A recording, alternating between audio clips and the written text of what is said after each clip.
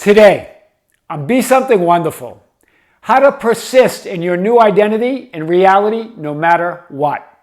I am your host, Kearin, and this is the Be Something Wonderful studio of higher consciousness, where we help you level up and become the best version of yourself. Creators, welcome back and good morning from the studios of Be Something Wonderful here in Las Vegas. I have a big video today. I want to talk about this client that asked this question that comes up a lot. Tom, if everything I want is already mine, and I'm already that which I desire to be, then why do I need prayers and processes? Why do I need prayers and processes to manifest it, or create it, or experience it, or be it? And remember, the answer is you don't need prayers and processes necessarily. The message always is that you are the prayer, that you are the process. That's why Jesus said, I am the way, I am the life, I am the resurrection, I am the vine. Right? In the Gospel of John, those I am statements, one miraculous I am statement after another, saying that I am already it. Remember, Jesus, the man, the Son of Man, the physical experience, and then there's Jesus, the Son of God.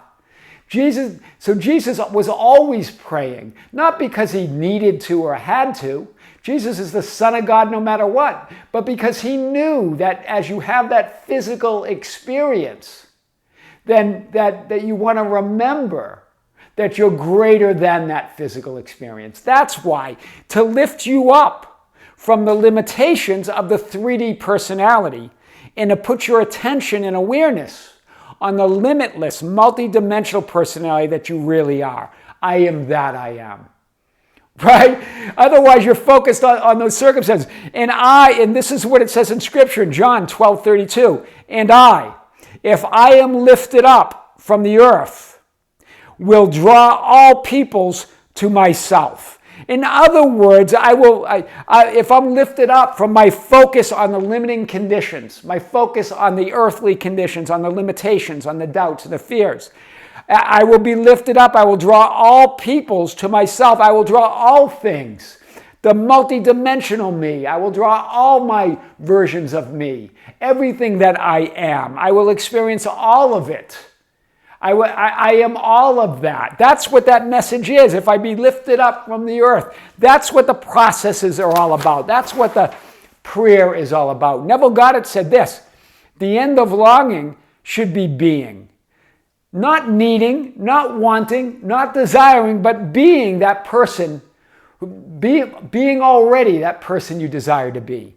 It's the I am. Remember, prayers and processes put you in harmony with all that isness, all that you are, right? To be aware of and experience the fulfillment and utter worthiness that you already are. That's what the purpose of prayer and processes are and techniques, right? The imaginal scenes and the affirmations and the assumptions and the scripting and all of that. To be aware of and experience the fulfillment and utter worthiness that you already are. That's why Jesus said, I have come to fulfill, not to destroy anything, but to fulfill it. I have come that they may have life and that they may have it more abundantly. John 10:10. Love the Gospel of John. It's so powerful, right? I am.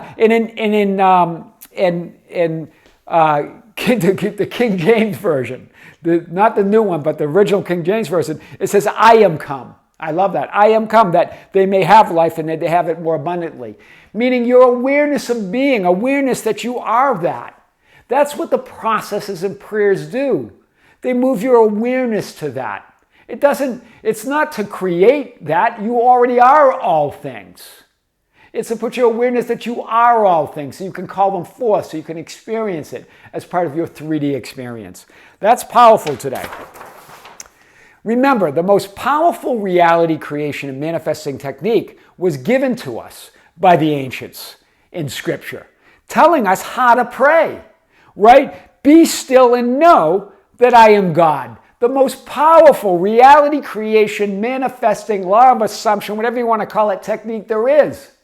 The prayer that tells us how to pray. It's a prayer that tells us how to pray.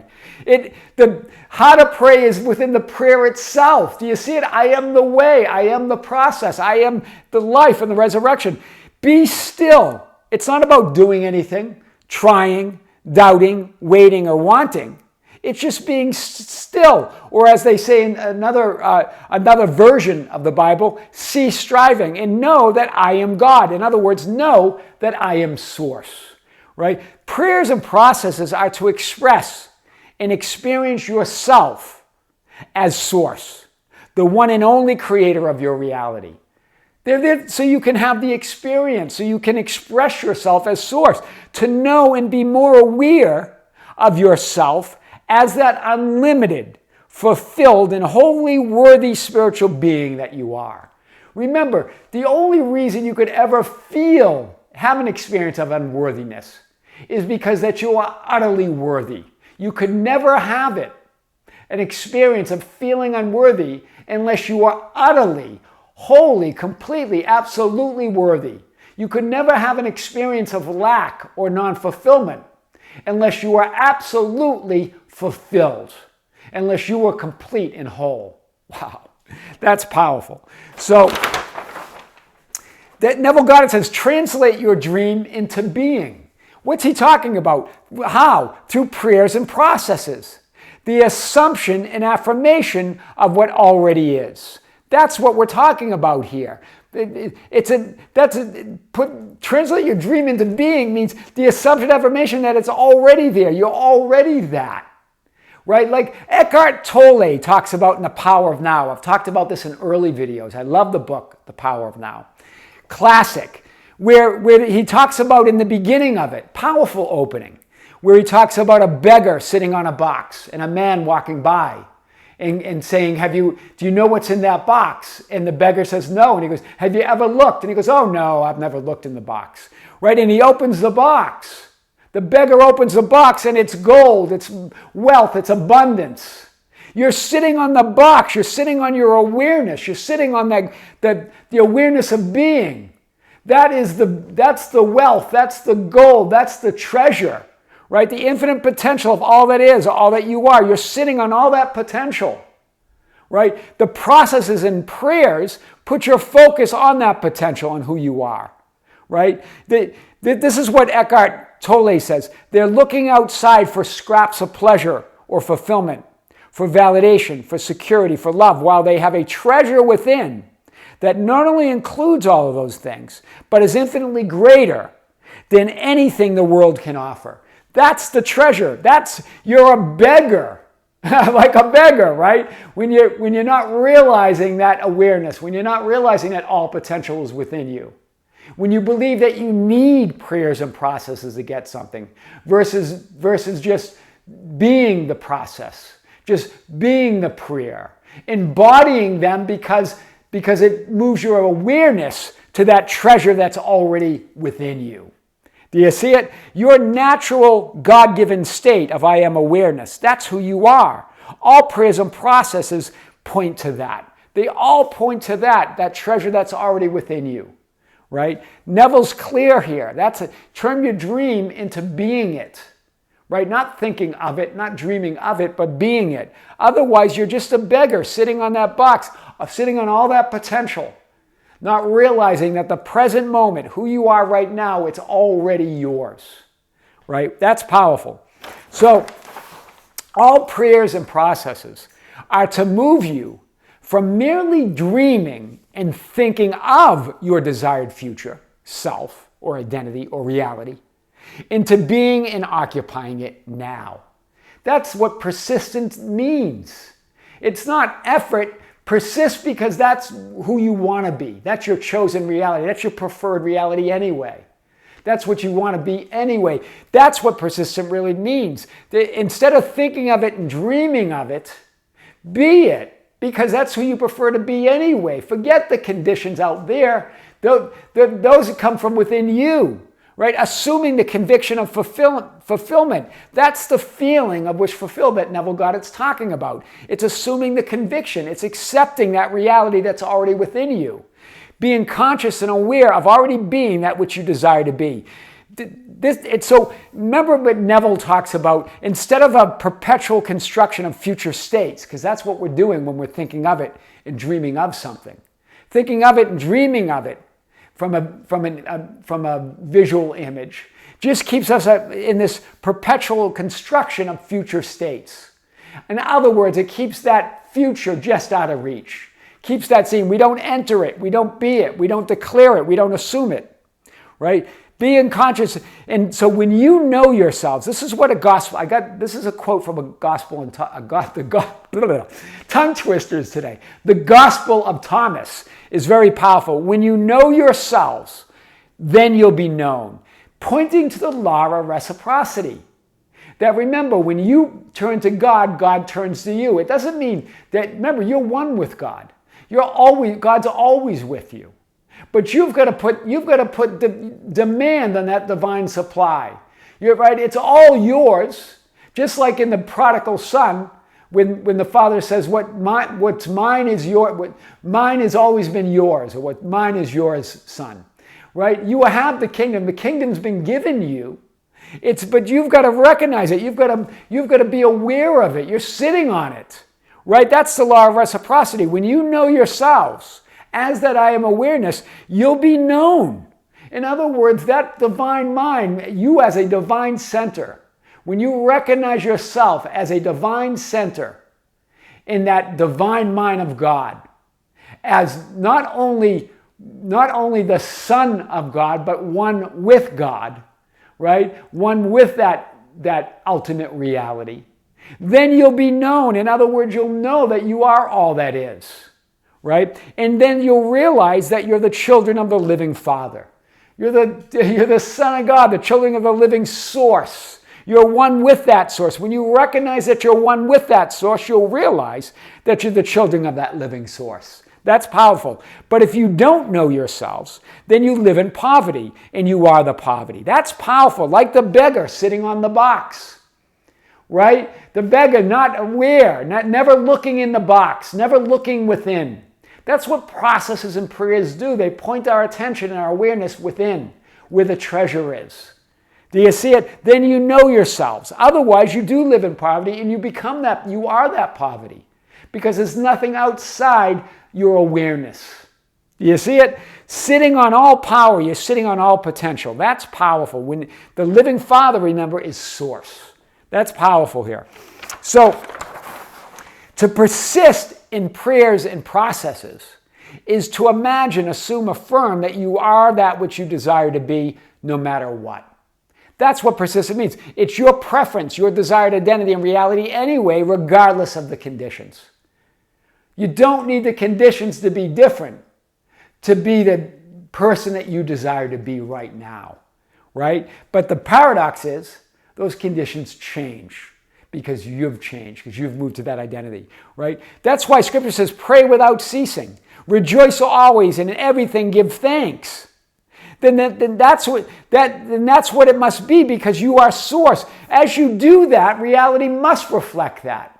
Because you're rejoicing always. You're seeing conditions as you always want to see them. You're feeling the gratitude of that. You're praying without ceasing. See, everything is unfolding for you and through you perfectly. That's what Neville was getting at when he talks about in Scripture, when Jesus was telling the story of that man going to his friend's house at midnight and saying, I need bread. I need bread for my journey. I need you to feed me, right? And the friend's ready to slam the door on him, right? You're going to wake the children. It's the middle of the night. But remember, it wasn't because the person was his friend. In other words, the friend representing conditions that he gave him. It was because that person, that man stood there and persisted in his end, persisted in his outcome, persisted in his identity, persisted in his desired end. And then his friend finally gave in and fed him, gave him the bread. That's the message, right? It's that brazen imprudence.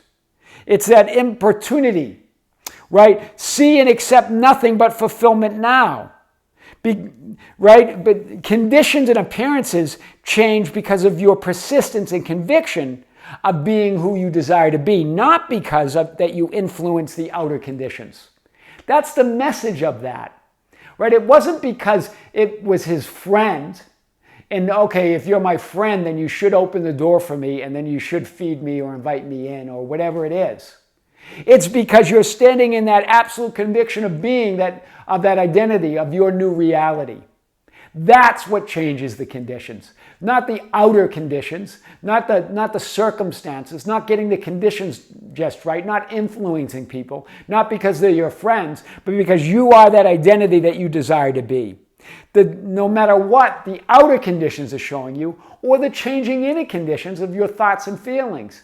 It doesn't matter. It's your convictions, your persistence, your brazen imprudence, your importunity to stand in that desired reality, to stand in that identity no matter what the conditions are doing. Right? Remember Jesus. Jesus was in the middle of storms and thousands of people hungry. And he fed them. Jesus was never affected by the conditions around him. He stood in the knowing that I am that I am. I can feed 4,000 or 5,000, right? Or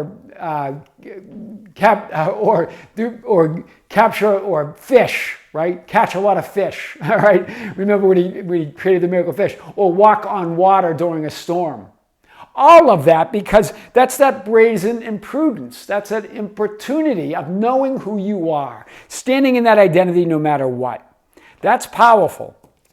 So, though he will not rise and give to him, this is from Scripture that Neville Goddard was pointing to this story, this parable that Jesus tells in Scripture.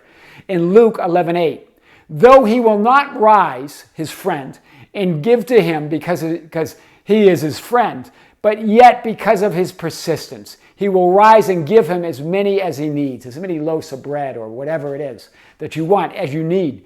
It's the persistence, the importunity. That's what moves the reality. Not because it's his friend. Jesus is clear here. It's not because of that. It's not because of the outer conditions.